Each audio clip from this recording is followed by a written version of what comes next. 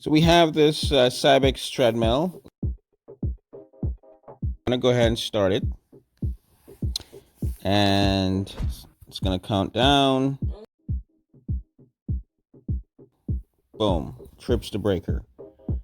So we're at the breaker now, and as we can tell, we see that breaker that's switched off to the left.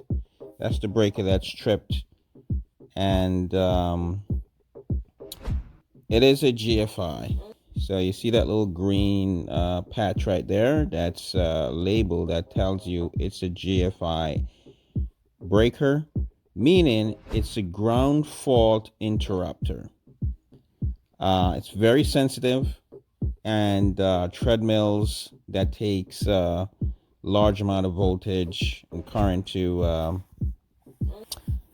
start up should never be used. So that breaker will need to be replaced. As you can tell, this is a commercial machine.